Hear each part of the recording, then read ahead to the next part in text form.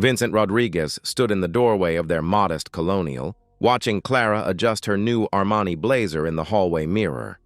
The morning light caught the subtle sheen of the fabric, another recent acquisition from her expanding wardrobe. His calloused fingers unconsciously traced the doorframe's grain, wood he'd sanded and stained himself during their first year in this house. "Big presentation today?" he asked, though he already knew the answer. Clara had been preparing for weeks, practicing her slides late into the night.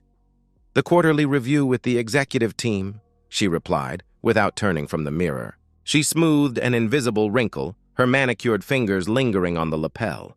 "David says if this goes well, there might be talk of expanding my territory." David. Always David these days. Vincent remembered when she used to say Mr. Kellerman with the nervous reverence of a new employee. That was before the promotion 3 months ago, before the monthly business trips, before the late-night strategy calls that pulled her from their bed. "That's great, babe," he offered. The endearment felt hollow on his tongue, a habit more than genuine affection. When had that started? Clara turned from the mirror, and for a moment, Vincent saw the woman he'd married 18 years ago, the determined night school student with dreams bigger than her receptionist's salary could afford. They'd met in that dingy community college classroom, both exhausted from full days of work, both hungry for something more. He was already apprenticing with Kowalski Construction. She was answering phones at a dental office and stealing moments to study between appointments. "What about you?" she asked, her question pulling him back. "Isn't today when they announced the infrastructure project lead?" "Yeah," he responded, shifting his weight, steel-toed boots solid against the hardwood he'd installed himself. "Jerry thinks I've got a good shot at foreman. That's wonderful," she said, but her eyes had already drifted to her phone, thumb scrolling through emails. The casual dismissal stung more than outright rejection would have. Vincent thought about the early years, when every small victory was celebrated together. Clara's first promotion to office manager, his journeyman certification, the day they signed the mortgage on this house. They'd made love on an air mattress in the empty master bedroom, promising each other that they'd fill every room with memories. The memories came, just not the ones they'd imagined. The first miscarriage at 8 weeks, the second at 12, the fertility treatments that drained their savings and their hope in equal measure. The silent agreement, never formally discussed, to stop trying. They'd channeled that energy elsewhere, Clara into her MBA, Vincent into mastering every trade skill he could learn. "I should go," Clara announced, grabbing her Louis Vuitton bag, another recent addition. When had her practical Target totes become insufficient? "Clara," he called out, something in his voice making her pause at the door. "We need to talk about the spending. The credit card statement." "Not now, Vincent," she cut him off, her tone shifting to the crisp authority she used with subordinates.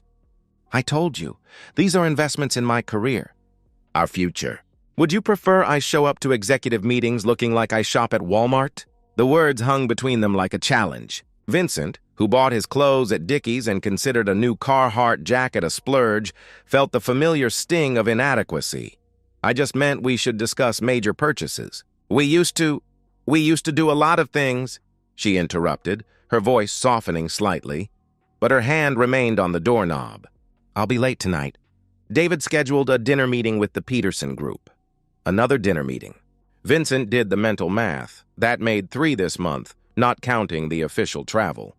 He wanted to ask why these meetings couldn't happen during business hours. Wanted to point out that he'd never had a dinner meeting in 20 years of construction work. But the words died in his throat. "I'll leave something in the fridge," he said instead. Clara's heels clicked across the porch he'd rebuilt last summer, each step taking her further into a world where a foreman's salary was pocket change, where David Kellerman's Harvard MBA opened doors that Vincent's calloused hands could only build. Alone in the house, Vincent walked through rooms that bore his fingerprints on every surface. The kitchen cabinets he'd custom-built to Clara's specifications.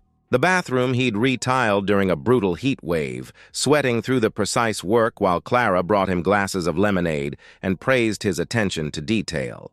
The home office where she now conducted late-night video calls behind closed doors. He paused at her desk, laptop closed but not shut down, the soft hum of the fan indicating she'd rushed out again. The screensaver would kick in soon, but for now, the last window she'd viewed remained visible. An email thread he didn't mean to read but couldn't look away from once he saw David's name. Can't wait for Seattle next week. The suite at the Four Seasons has an incredible view. We'll have plenty of time to review the Gray proposal and celebrate properly. DeClara's response sat below it. Looking forward to it. V doesn't suspect anything about the extended trip. Monsieur Vincent. Reduced to an initial, an obstacle to manage. His phone buzzed. Jerry confirming he'd gotten the foreman position. $85,000 a year, the most money Vincent had ever made. He'd planned to surprise Clara tonight, maybe suggest she could finally slow down, pursue that pottery studio she used to dream about. The words from their last argument echoed. If you can't handle having an ambitious wife, maybe you should find someone who'll be content baking cookies. In his workshop behind the garage, Vincent ran his hands over the bookshelf he'd been crafting for their anniversary next month. Solid oak, dovetail joints, each shelf custom-measured for Clara's business books. He'd imagined her face when he revealed it, the way she used to look at his handiwork with genuine admiration. Now, staring at the half-finished piece, Vincent wondered when admiration had turned to tolerance. When his craftsmanship became quaint rather than valuable, when David Kellerman's soft hands that had never held a hammer became more appealing than his own scarred fingers that had built their entire life. The wood was solid, properly dried and carefully selected. But even the best lumber could warp under the wrong conditions. Vincent picked up his sandpaper, working the grain with methodical strokes, trying not to think about how some damage went deeper than the surface. I told myself it was just work stress. I had no idea how wrong I was about everything. Vincent's construction background had taught him to read the warning signs, the subtle shift in a foundation, the almost imperceptible crack that preceded catastrophic failure. Over the next month following his promotion to foreman, he found himself applying the same diagnostic eye to his marriage, cataloging anomalies like he used to review blueprints. The first real flag came wrapped in Italian silk. Clara returned from her Seattle trip with a Hermes scarf that probably cost more than their monthly grocery budget.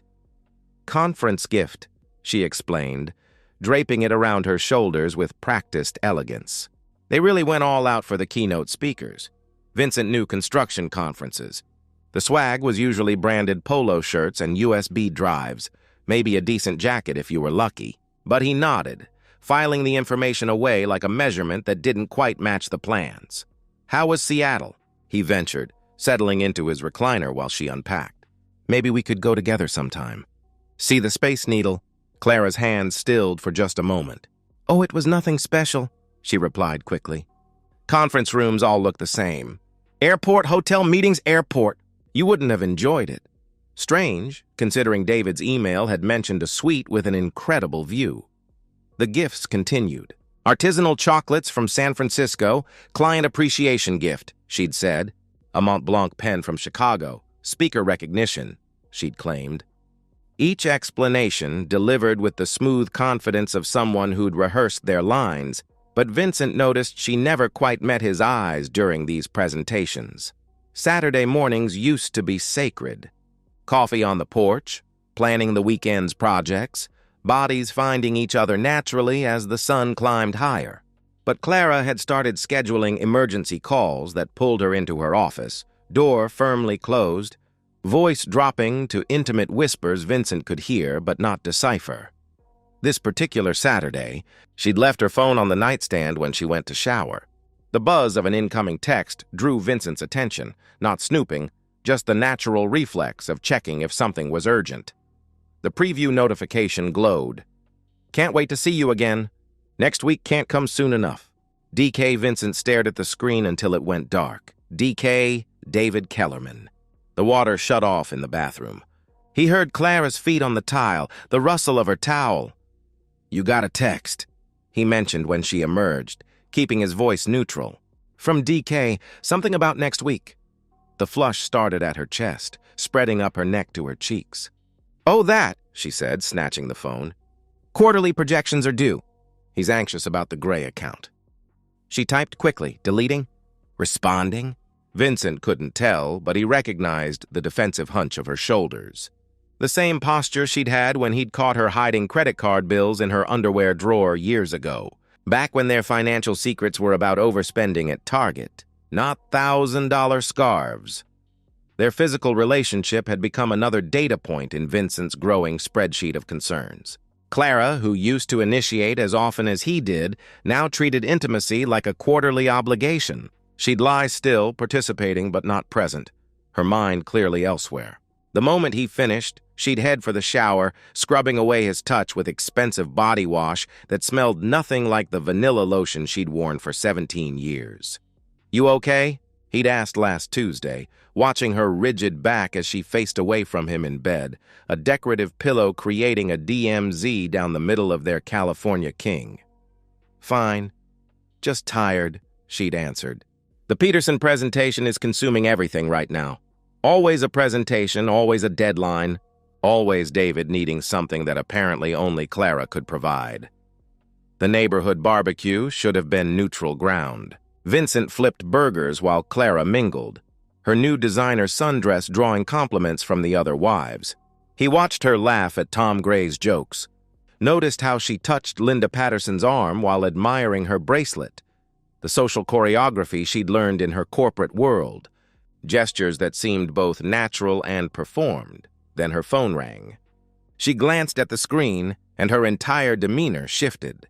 The practiced smile became genuine, her body language relaxing as she stepped away from the crowd, seeking privacy behind their garden shed. Vincent abandoned his post at the grill, circling around the other side of the yard to get closer. Through the slats in the fence, he could see her profile, one hand pressed to her ear, the other gesturing as if the caller could see her.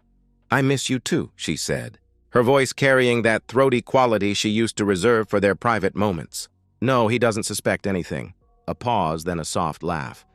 "Yes, I'm being careful. The Peterson thing is the perfect cover." Vincent's chest tightened. He backed away, returning to the grill where Tom was poking at the burgers with concerned authority. "Everything okay, Mark? You look like you've seen a ghost," Tom observed. "Just the smoke," Vincent managed, blinking hard. Wind shifted. When Clara returned, sliding her phone into her pocket with practiced casualness, she kissed his cheek. "A performance for the neighbors. That was Lily," she announced, naming her sister in California. "Mom's having another one of her episodes." Vincent knew Clara's mother had been dead for 3 years. The lie was so bold, so unnecessary that it took his breath away. She could have said it was work, could have maintained the fiction that kept them both comfortable. Instead, she'd chosen a lie that assumed his stupidity, that counted on him not remembering the woman whose funeral they'd attended together, whose eulogy Clara had delivered with tears streaming down her face. The credit card statement arrived the following Thursday, tucked inside a Gray & Associates folder Clara had left on the kitchen counter. Vincent wasn't looking for it. He'd been searching for the warranty paperwork for their dishwasher, but the Visa logo caught his eye. The charges read like a map of deception. The Meridian restaurant appeared twice, both on nights when Clara had claimed to be working late at the office, eating takeout at her desk. The receipts showed dinners for 2, appetizers through dessert, bottles of wine that cost more than Vincent spent on groceries in a week. The timestamps matched perfectly with her emergency overtime texts. There were other charges, too, a day spa in the middle of a Wednesday when she was supposedly in back-to-back meetings, a jewelry store purchase that didn't correspond to any gift he'd received, hotel room charges in the city when she was allegedly at a conference in Boston. Vincent photographed each page with his phone, his hands steady despite the tremor in his chest. He returned the statement to exactly the position he'd found it, angled just so, Clara's coffee ring staining the upper corner. That night, Clara worked late again. Vincent sat in his workshop, staring at the photos on his phone, each charge another crack in the foundation of their marriage.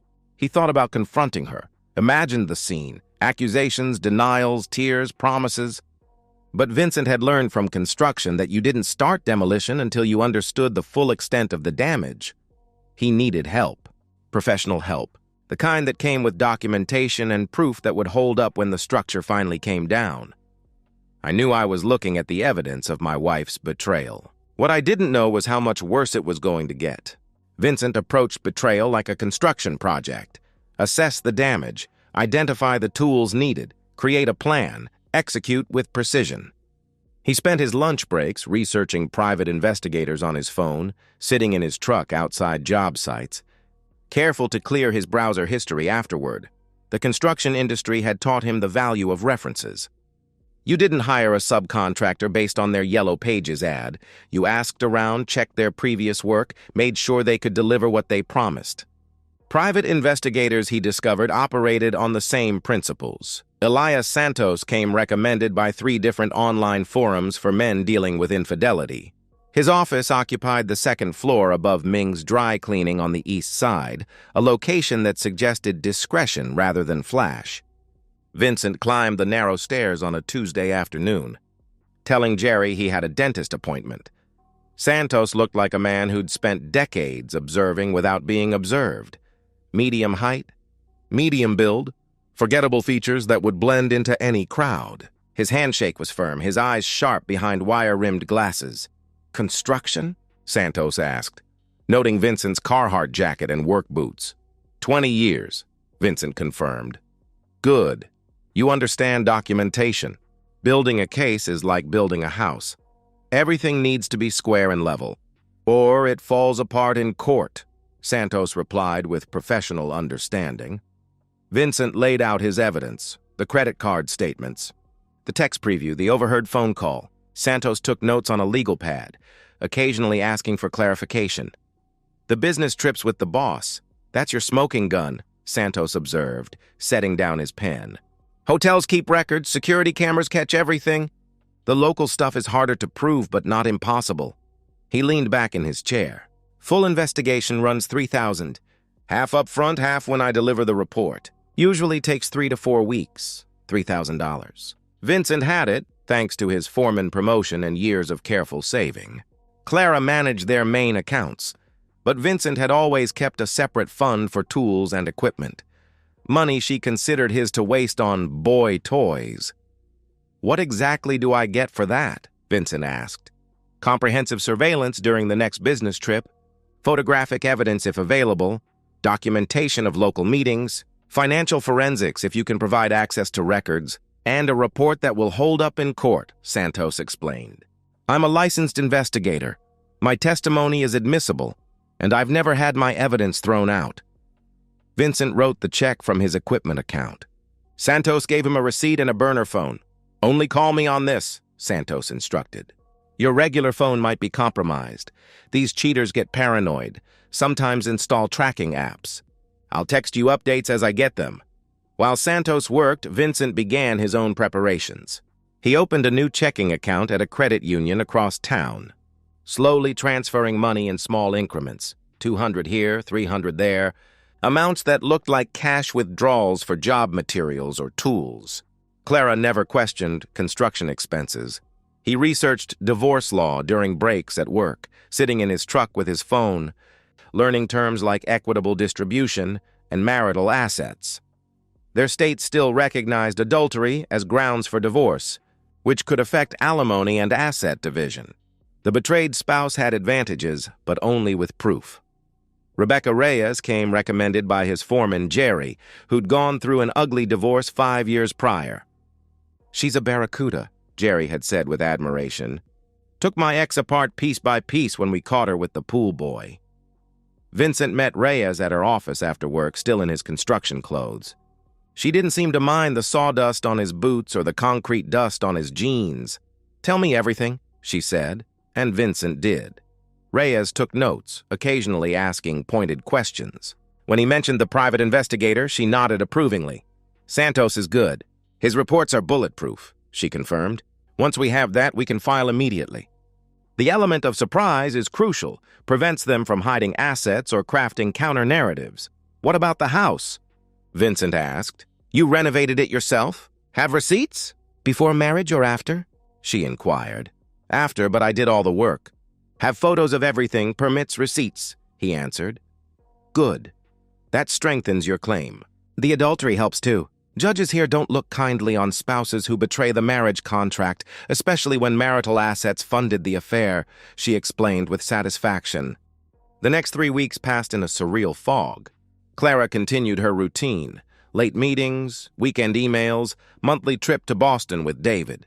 She'd grown bolder, or maybe just careless. The effort to hide the affair seemed to be exhausting her. She barely maintained conversation at dinner, lost in her phone, occasionally smiling at messages she didn't share. Vincent played his part, the oblivious husband, focused on work, grateful for the overtime his position allowed. He mentioned the new municipal project starting next month, how it would mean longer hours but better pay. Clara barely looked up from her laptop. "That's nice, honey," she murmured absently. The endearment was automatic, meaningless.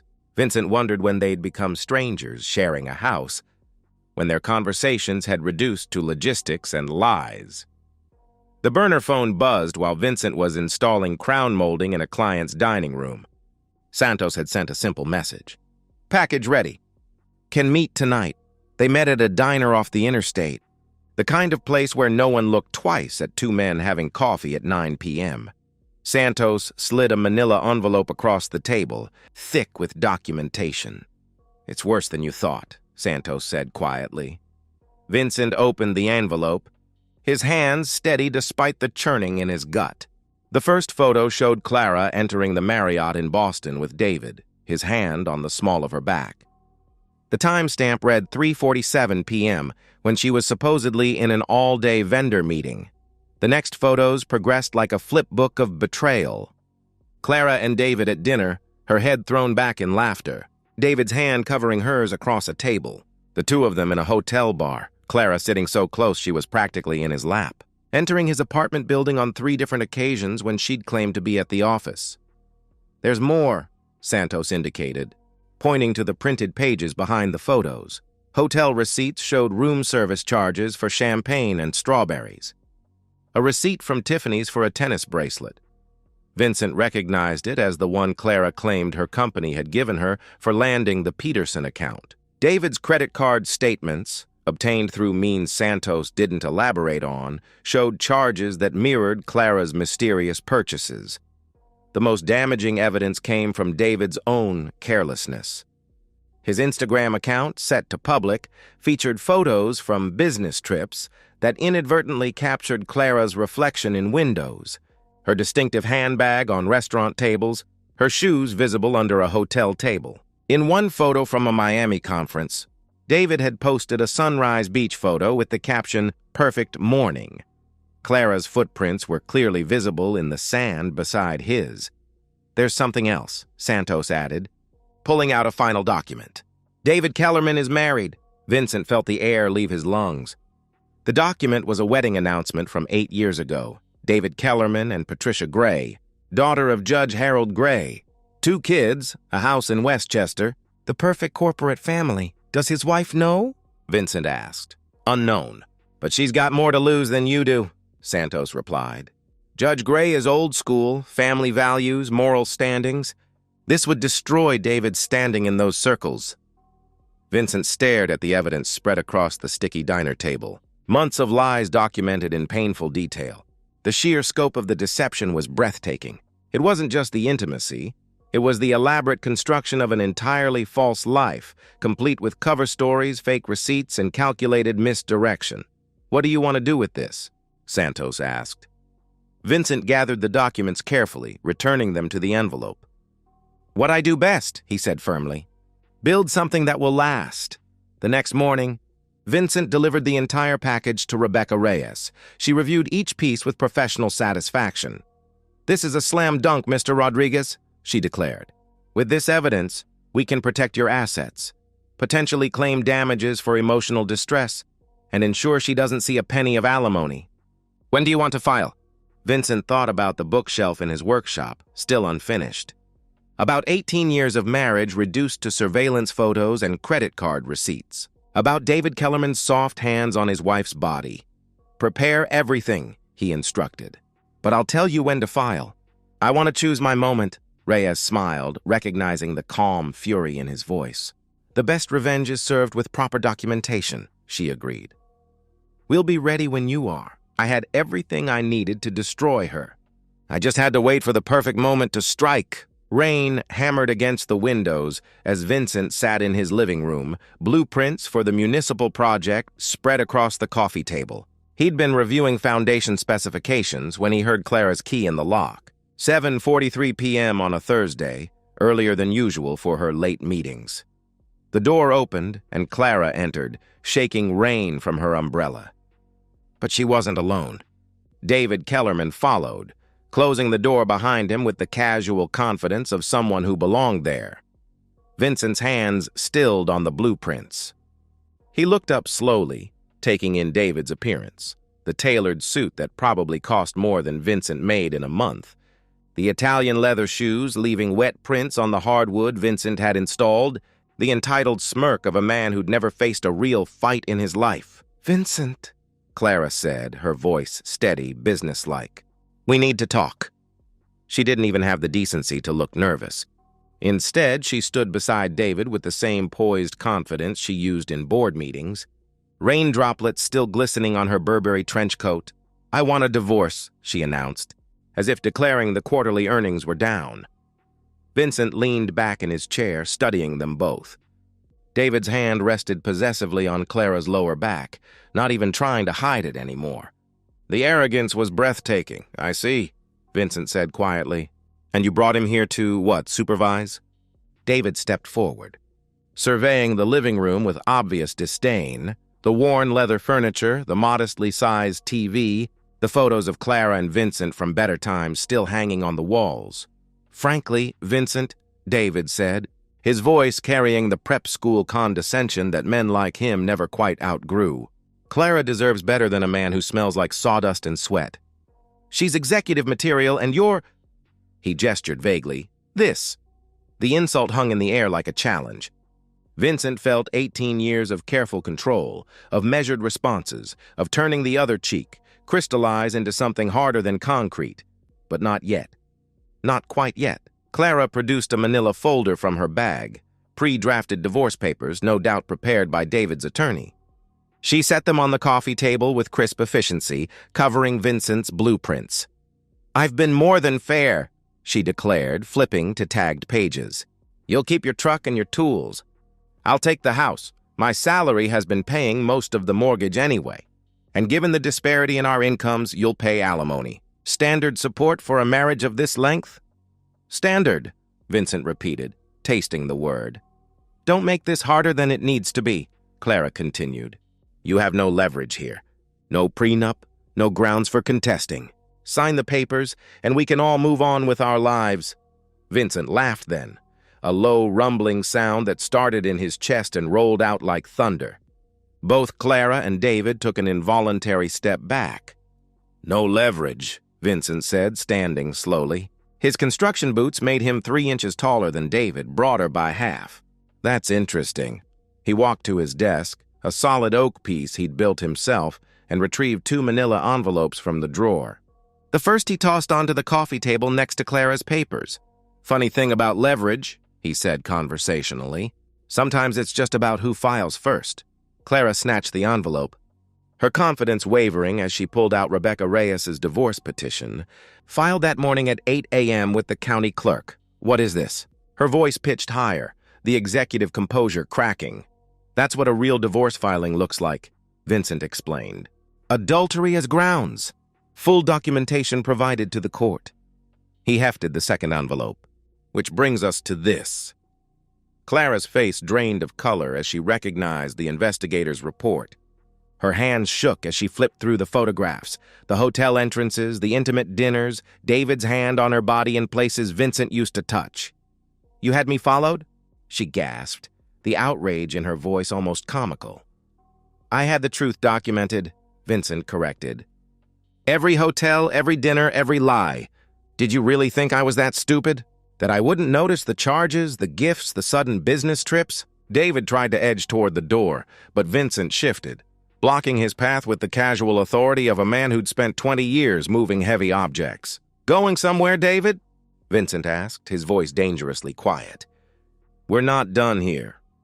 "This is between you and Clara," David started. "No," Vincent interrupted, stepping closer, close enough that David could probably smell the honest sweat he'd mocked moments ago. You came into my house. You f***ed my wife. You insulted my work, my life, everything I've built with these hands. He held up his calloused palms, scarred from decades of labor. So this is very much between us. The punch came from nowhere, or seemed to, if you didn't know how to read Vincent's body language, the subtle shift in weight that preceded violence.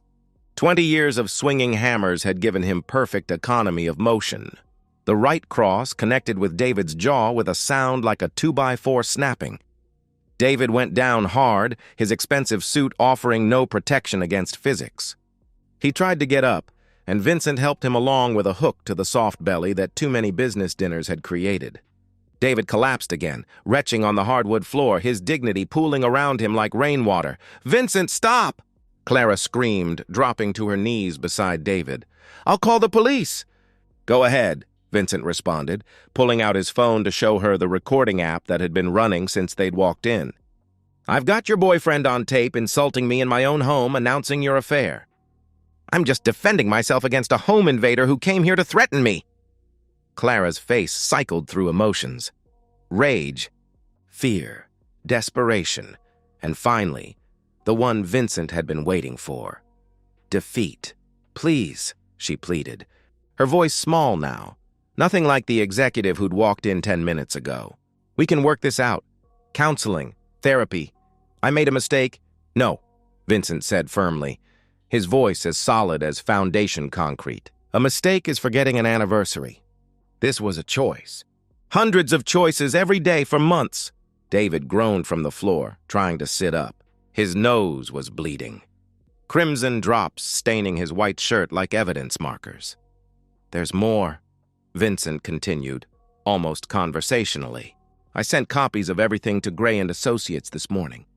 HR, legal, and the entire board of directors. Seems using company funds for personal travel is a fireable offense. Who knew?" Clara's face went white. "You didn't," she whispered. "Check your email," he suggested. She fumbled for her phone, fingers shaking. Vincent watched her face crumble as she read the automated response from HR acknowledging receipt of his complaint. "Oh, and David?" Vincent turned to the man still struggling on his floor. "Your wife Patricia got a copy too. Sent it certified mail to your Westchester house. Should arrive tomorrow if it hasn't already." David's eyes widened in pure terror. "Patricia doesn't— You can't!" he sputtered. "I can and I did," Vincent stated. "Judge Gray's daughter, right? I bet she's got excellent lawyers. Probably already freezing your accounts." Vincent walked to the front door, opened it wide despite the rain. "Get out of my house, both of you," he commanded. Clara stood on shaking legs, mascara running in black streams down her cheeks. "Vincent, please." 18 years, she began. "Meant nothing to you," he cut her off. "You destroyed them for what? Better restaurants? A corner office? A man with soft hands who couldn't build a birdhouse if his life depended on it?" She helped David to his feet, his weight draped over her designer-clad shoulders. At the doorway, she turned back once more. "Where am I supposed to go?" she asked desperately. Vincent shrugged. "David probably has a nice apartment." "Oh, wait, his wife's lawyers are probably already changing those locks. Better call that sister of yours, you know, the one whose mother is having episodes 3 years after dying." The reference to her barbecue lie hit home.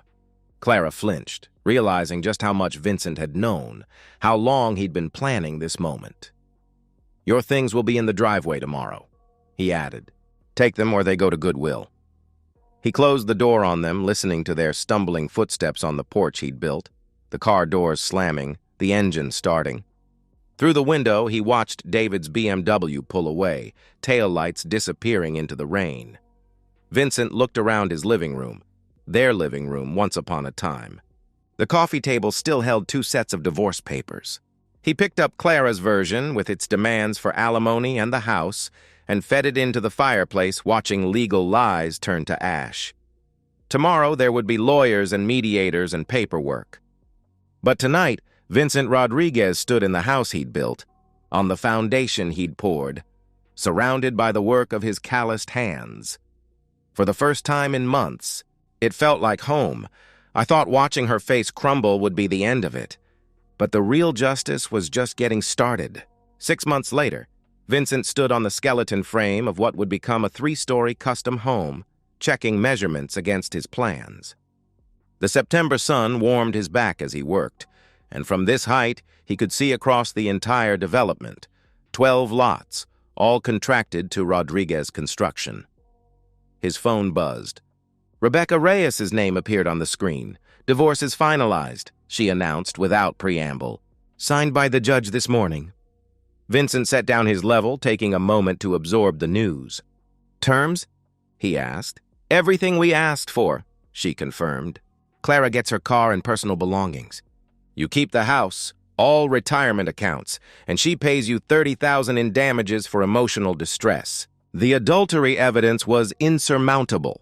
$30,000 seed money that had helped launch Rodriguez Construction from a sole proprietorship to a legitimate company with 3 employees and a waiting list of clients, stretching into next year. "What about her job?" he inquired. "Terminated for cause 6 months ago, as you know. No severance, no references," Reyes reminded him.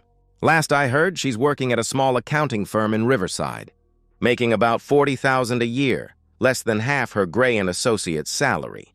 Vincent felt no satisfaction in that, just a hollow acknowledgement of consequences meeting actions. After ending the call, Vincent descended the ladder and found his crew gathering for lunch. Tom and Miguel, skilled framers he'd stolen from his old company with better pay and profit sharing. Sarah, a young carpenter's apprentice who reminded him of himself 20 years ago, hungry to learn, willing to work, hands already developing the calluses that marked their trade. "Boss, you see this?" Tom called out, holding up his phone, showing a news article from the business section. "David Kellerman, former Gray and Associates executive, files for bankruptcy," the headline read. Vincent skimmed the article. Patricia Kellerman had taken David for everything in their divorce: the Westchester house, the investment accounts, custody of their children. Her father, Judge Gray, had ensured David's reputation was thoroughly destroyed in their social circles. No firm would touch him. He'd been reduced to contract consulting work, living in a studio apartment in Newark. "Couldn't have happened to a nicer guy," Miguel commented, biting into his sandwich. Vincent said nothing, pocketing his phone. David Kellerman was a ghost from another life, no more relevant to his present than the phantom pain from an old injury. The house felt different now. Vincent had kept it, not out of sentiment, but practicality. The mortgage was nearly paid off, and every improvement carried his sweat equity. He'd donated Clara's abandoned belongings to charity, repainted the master bedroom, replaced the California King with a queen that didn't dominate the space. The bookshelf he'd been building for their anniversary found its way to the women's shelter downtown, along with a check from his first Rodriguez Construction profit. The director had been grateful. Apparently, they needed furniture that could withstand heavy use, and Vincent's craftsmanship was built to last generations. His dating life remained purposefully simple. Coffee with Sarah from the hardware store had evolved into occasional dinners, but she understood his pace, respected his need to rebuild trust as carefully as he'd rebuild a damaged foundation. She had her own business, a small garden center, and appreciated both his work ethic and his reluctance to rush into anything permanent. "I like that you take your time," she'd said last week, watching him precisely measure wood for her store's new shelving. Careful work lasts longer. She was right, of course. Vincent had learned the hard way that anything built too quickly, without proper foundation work, would eventually collapse.